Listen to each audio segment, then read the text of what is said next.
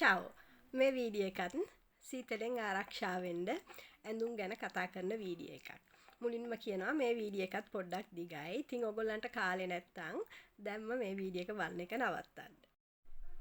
Video එක පොඩ්ඩක් දිග වෙන්න හේතුව තමයි අපි යම් දෙයක් ඇයි කරන්න කියන හේතුව දැනගත්තොත් අපි ඒ දේ අනිවාර්යෙන්ම උනන්දුවෙන් කරනවා. එහෙම නැත්නම් අපි නිකන් කිව්වට බෑ ඔයගොල්ලෝ සීතට මේ ඇඳුම අඳින්න මේ කෑම කන්න කියලා. අපි බලන්න ඕන ඇයි ඒ දේවල් කරන්න කියලා කියන්නේ කියන එක. මිට ඉස්සෙල්ලා කරපු වීඩියෝ එකෙන් අපි කතා කරුවේ පාදය ගැන. අද කතා කරන්නේ කඳ ගැන. අපි හිතුවොත් මේ අපේ ශරීරය මැෂින් එකක් කියලා. මේ මැෂින් එකේ එන්ජින් එක තියෙන්නේ අපේ කඳේ.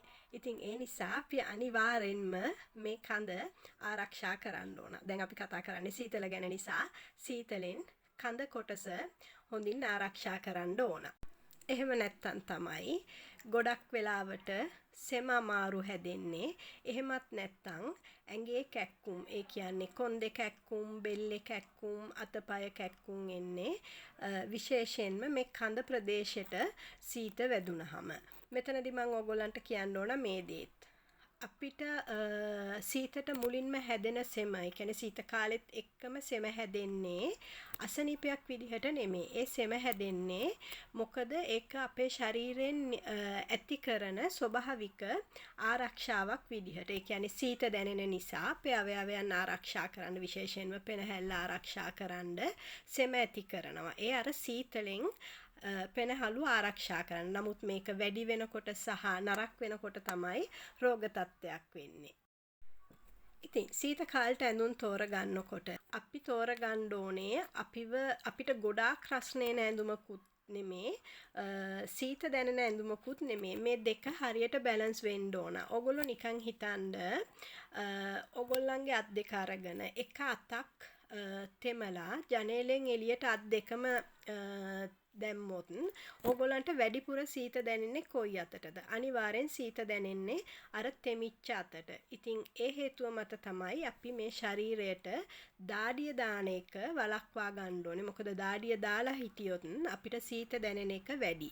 සීත දැනෙනවා වැඩි වෙනකොට එකක් සෙම ඇති වෙනවා. අනිත් දේ තමයි ඒක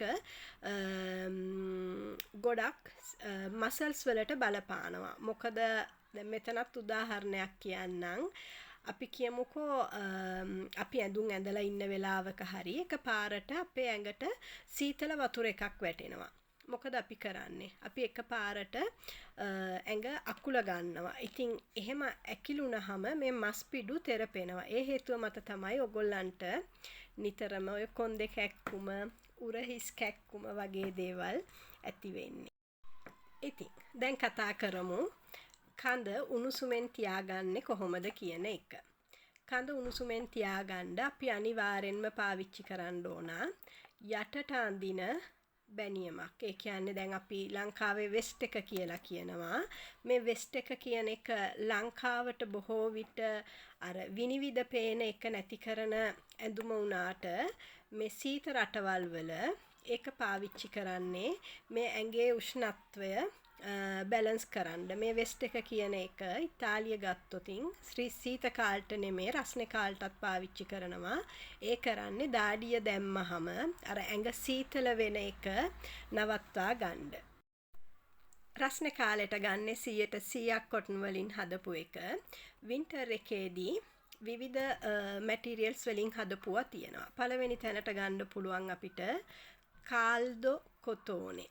කාල්දෝ කොතෝනේ කියන්නේ කොටන් රෙද්දෙන්ම හදපු එකක්. නමුත් කොටන් එක ගොඩාක් ඝනකම්. ඊට පස්සේ තියෙනවා කොතෝනේ ෆෙල්පාතෝ. කොතෝනේ ෆෙල්පාතෝ කියන එකෙත් රෙද්ද තනිකර කොටන්. නමුත් ඇඟට වදින පැත්තේ පොඩි ෆැනල් ගතියක් තියෙනවා. ඊට පස්සේ තියෙනවා වූල් වලින් හදපු එක. ඒක හඳුන්වනවා ලානා කියලා. මේක ඔයගොල්ලන්ට 100% ලානා එක ගන්නත් පුළුවන්. එහෙමත් නැත්තම් මීස්තෝලානා. මීස්තෝලානා කියන එක ගත්තොත් ඔයගොල්ලන්ගේ වෙස්ට් එක ඇඟට වදින පැත්ත කොටන්, එළිය පැත්ත වූල්. නමුත් ගොඩක් වෙලාවට මේ ලානා රෙදි වලින් හදන ඇඳුම් සමහර අයට පොඩ්ඩක් ඇලර්ජි වෙනවා. ඒ කියන්නේ ඇඟ කසන ගතියක් එනවා. ඊට පස්සේ තියෙනවා සම්පූර්ණයෙන්ම කෘත්‍රිම රෙදි වලින් හදපු ඇඳුම්. මේවා හඳුන්වනවා තේර්මිකෝ කියලා. තේර්මිකෝ. මේ වගේ ඇඳුම් විශේෂයෙන්ම තියෙන්නේ ක්‍රීඩාවලට පාවිච්චි කරන ඇඳුම් තියෙන කඩවල් වල. මෑත කාලෙක ඉඳලා තියෙනවා මේක විශේෂයෙන්ම කාන්තාවන්ට කැශ්මියර් අඩන්ගු වෙස්ට් එක. මේක වෙස්ට් එක කිව්වට දැන් ස්කිනි ස්ටයිල් විදිහටම නෙමේ. අත් දිග එක තියෙනවා, බෙල්ල පොඩ්ඩක් උස එක තියෙනවා. මේක ඇත්තටම මම අර ඉස්සෙල්ලා කියපු රෙදි වලට වඩා ගොඩක් ඇඟ උණුසුම කරලා තියෙන රෙද්දක්. මම දැන් ඇඳලා ඉන්නේ ඒ જાතියේ ටී-ෂර්ට් එකක්. වෙනද මේක ගොඩාක් දූලයි. නමුත් ඇඟ හොඳට උණුසුමේ තියෙනවා. මේක කියන්න ඕන මේක පොඩ්ඩක් මිලාදිකයි. නමුත් කාන්තාවකට මේ වගේ ටී-ෂර්ට් එකක් දෙකක් තියෙන එක ගොඩාක් වටිනවා. මොකද එහෙම නැත්තම් අපි ගවුමක් වගේ ඇඳහම අර ඉස්සෙල්ලා කියපු මැටීරියල්ස් වලින් හදලා තියෙන වෙස්ට් එකක්. දැන් වෙස්ට් එක කිව්වහම මතක තියාගන්න අර ස්කිනි ස්ටයිල් විතරක් නෙමෙයි මම කතා කරන්නේ. අත් දිග වෙන්න පුළුවන්, අත් කොට වෙන්න පුළුවන්. ඇඳහම ඇඳුම් ගොඩක් වෙලාවට ටිකක් පිම්බිලා වගේ. කියන්නේ එතකොට ගවුමේ කිසිම ලස්සනක් නැහැ. දැන් මේ වගේ එකක් ඇඳහම පොඩ්ඩක්වත් ඒ ගතිය තේරෙන්නේ නැහැ. මොකද පේනවාද හොඳට ඇඟට ඇඟේ ෂේප් එකට තියෙන නිසා. හැබැයි ඕගොල්ලෝ මේ මම කියපු රෙදි වර්ග වලින් හදලා තියෙන ඕනම ටී-ෂර්ට් එකක් ගත්තට මේ ටී-ෂර්ට් එක අඳින්න ක්‍රමයකුත් තියෙනවා. ඒ තමයි අනිවාර්යෙන්ම මේ ටී-ෂර්ට් එක ඉනෙන් යට කරලා අඳින්න ඕනේ. ඒ කියන්නේ ඔයාලා කලිසමක් අඳිනවා නම් කලිසම යටට ඉනෙන් යට වෙන්න ඕන. ඕගොල්ලෝ ඔයා කාන්තාවක් නම් ඔයා ස්ටොකින්ස් දානවා නම් අනිවාර්යෙන්ම ස්ටොකින්ස් වලට යට වෙන්න ඕන. එහෙමත් නැත්නම් ඕගොල්ලෝ ස්ටොකින්ස් දාන්නේ නැත්නම් ගවුමක් නම් අඳින්නේ. එහෙමත් නැත්නම් පුංචි බබෙක් නම් යට කලිසමට මේ ටී-ෂර්ට් එක යට කරලා අඳින්න ඕන. එහෙම නැත්නම් ඒ ප්‍රදේශයට සීත ඒ කියන්නේ යට වෙලා නැති නිසා එතනින් සීත ඇඟට ඇතුල් වෙනවා නම් තමයි ගොඩක් වෙලාවට ගොඩාක් අයට තුනටිය කැක්කුම, කොන්දේ කැක්කුම ඇති වෙන්නේ. ඉතින් අපි දන්නවා කොන්දේ එහෙම නැත්නම් තුනටියේ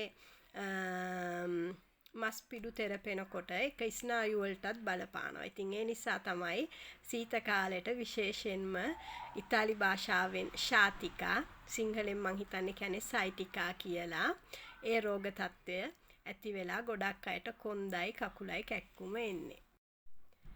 ඊළඟ වීඩියෝ එකෙන් ඔළුවයි බෙල්ලයි සීතලෙන් ආරක්ෂා කරන්නේ කොහොමද කියලා අරන් එනකන් ඔයාට චාව්.